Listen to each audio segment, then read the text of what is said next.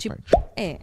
Por isso que voltamos aqui, né? Por que o Paulo Belinski está no... Então, por que No- né? Porque prosa as pessoas guiada. sabem que eu não Até gosto o do nome é Bolsonaro. bom. Prosa guiada é bom, né? Um Gostou? bom nome. Eu que escolhi. Eu gostei.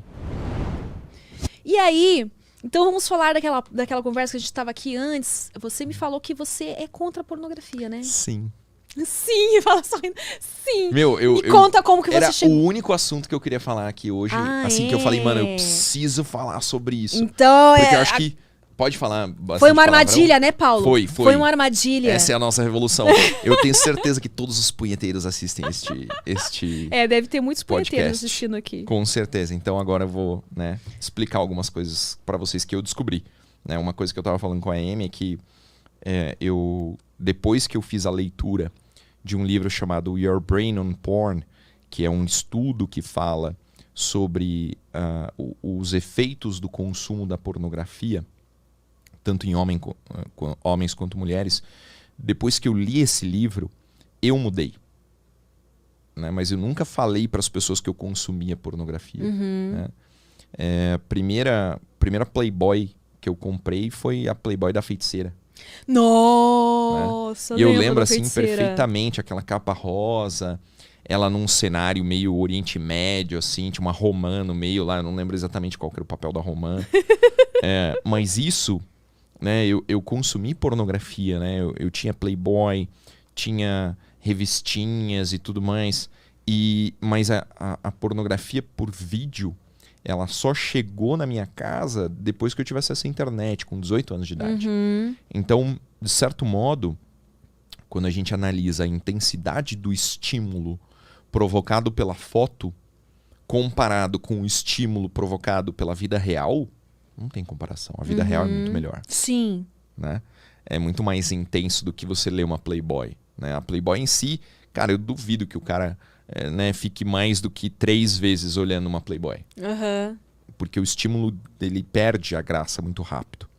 E aí, no livro, ele fala sobre isso, sobre não é a pornografia em si, porque a pornografia sempre existiu, a nudez sempre existiu, as imagens eróticas sempre existiram.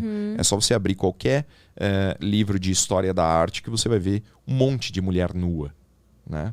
Um monte de esculturas de mulheres nuas. E não é a nudez, não é isso. Mas o que a nossa geração tem de diferente, que é o que realmente está estragando o cérebro dos jovens, né, e dos adultos também, é a multiplicidade de estímulos, a velocidade em que o estímulo é alternado e a intensidade desse estímulo. Né? Quero mandar um super abraço aqui para o Miguel Soriani, é um grande amigo meu. Ele esteve aí conosco no Projeto Policial, fez o curso de tiro domingo passado, a gente falou sobre isso. E ele fala, ele trabalha muito com o vício na pornografia, e ele fala que a intensidade do estímulo é tão grande que faz com que os homens percam o contato com a realidade sexual. Então, com o consumo da pornografia e a masturbação, tem um momento em que o cara não vê mais prazer e satisfação em ter uma mulher. Ou ter uma mulher ter um homem. Mas aí é o ponto do vício, né? Não, aí já é o ponto que estragou a cabeça. Já passou do... Já passou do ponto do vício. Entendi. O vício é quando você começa a consumir e aquilo começa a te estimular mais do que a vida real. Mas os efeitos são muito sérios. Né? Então o cara ele não consegue mais alcançar o orgasmo com um homem e uma mulher. Aí tem que ter 2 mulheres e um homem. Né? Ele sobe o nível. Aí ele se acostuma com aquele nível de estímulo, ele sobe o nível. 2 homens e 2 mulheres. Mais alguma outra coisa radical, mais alguma outra coisa radical. E, o cara deu ali 6 meses, 1 ano, o cara tá consumindo pornografia absolutamente bizarra. Mas isso não acontece com todo mundo, né? Eu não sei. Não aconteceu com você. Não, eu sei que...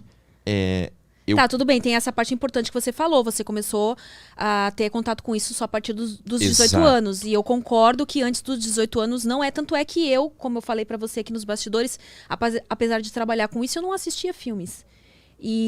Mas é porque a gente e é da mesmo mesma eu geração. batendo a minha siririca em casa, tipo, eu consigo ter na minha mente, eu consigo... Limitar. Não, eu consigo ter fantasias na minha própria mente sem precisar estar olhando pra algo. Eu Exato. acho que isso faz falta. Talvez esses jovens que fiquem consumindo isso, eles não consigam ter esse estímulo, tipo uma fantasia deles, que nasça deles e não... É o problema do consumo muito jovem, né? É o que a gente falou. Porra, hoje o primeiro contato com pornografia é com 4 ou 5 anos de idade.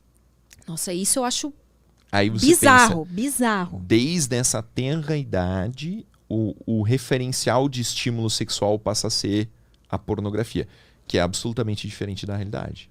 Sim. Mas você não concorda também que até campanhas publicitárias, até novelas, claro, tudo, com né? certeza. Isso já não, estimula. A hora que eu comecei a perceber que eu estava hiperestimulado, então assim, o estímulo normal de um relacionamento homem-mulher, né, é aqui. É nível, por exemplo, nível 100. Tá? Isso é o que é ter um relacionamento com uma mulher. O que a gente vive é muito acima disso. Então a gente está o tempo todo no Instagram. Pode abrir o seu Instagram agora que vai ter coisas sexualizadas. Vai ter mulher com corpo escultural, homem com corpo mas escultural. Isso é o que mais tem. Mas não era assim. Cara, não. Se você pensar agora, né, como era a feiticeira. Pensa na feiticeira. Mas como era lá naquela Playboy. Corpo saradão. Se você abrir a Playboy dela agora, você vai achar ela normal. Eu juro por Deus. Normal o quê? Tipo uma mulher normal hoje em dia. Hoje ela é uma mulher normal. Hoje? Não. Aquela na época, foto, sim. Se você olhar hoje, comparar ela hoje... Eu tenho a imagem que ela tinha o abdômen definidinho. Mas a imagem que eu tinha na minha cabeça era de uma mulher super gostosona. Super voluptuosa. Então, mas se você olhar hoje e você olhar o que existe na internet, no dia a dia, no Instagram, nas academias, são mulheres muito mais voluptuosas. Não tinha preenchimento de lábio. Isso é verdade. Não tinha silicone na bunda. Mulherada não tomava tanta bomba quanto toma hoje pra ficar com colchona, bundão, até porque não sei o quê. ainda não se queria, né? Até hoje ainda tem mulheres que entram na academia e falam, então eu não quero ficar muito forte e tal. Mas a coisa foi intensificando tanto, né, que o padrão de mulher gostosa mudou muito. Eu vejo, por exemplo, como é que é o nome da mulher do Belo? A Graciane Barbosa. Graciane Barbosa. Eu olhei ela, me dá medo. Sabe? Eu não consigo achar que aquilo é um corpo feminino. Mas isso tá mudando também, sabia? A gente tá tentando voltar um pouco mais. Tem mulher que tá tirando silicone. Exato. Isso faz sentido. Né? Tá tendo um retrocesso. Tá tentando voltar pro estímulo 100. Né? Então você abre Instagram, você abre YouTube, você vê televisão, novela, não sei o quê. O estímulo é sempre muito intenso, o tempo todo. Quantas vezes você vê pessoas nuas no seu dia, ou seminuas, ou insinuantes, ou sexualizadas? É muito intenso. E isso cria uma hiperestimulação. Quando você cria essa hiperestimulação, você deixa de ter contato com a realidade e você deixa de ter vontade e tesão relacionado com aquilo que é normal. Então, os relatos, né, que estão dentro desse livro, que são super interessantes, mostram qual que é o resultado de você consumir sempre um pouco mais intenso, sempre por mais tempo. Teve gente que me mandou direct dizendo assim, Paulo, eu ficava 5 horas olhando vídeo pornô.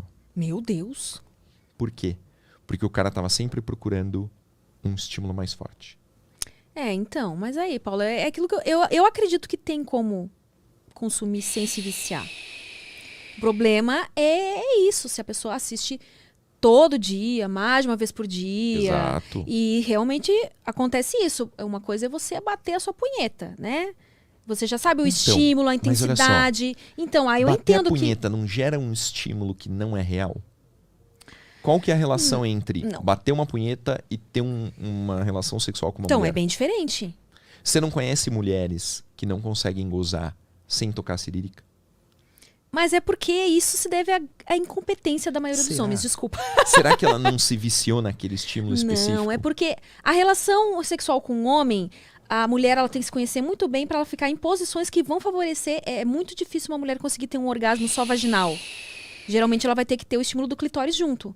Então, mas o estímulo que o cara proporciona não pode ser o suficiente? Claro que é, mas aí o cara tem que colaborar também. Tem cara que, tipo, vai lá, goza em 5 minutos e aí... Aí é incompetência. Acontece em todos os ramos, em tudo. Mas eu não acho que... eu gosto de bater sirica, mas eu também não é todo dia, não é várias vezes por dia. Tem dias que é mais vezes do que outros.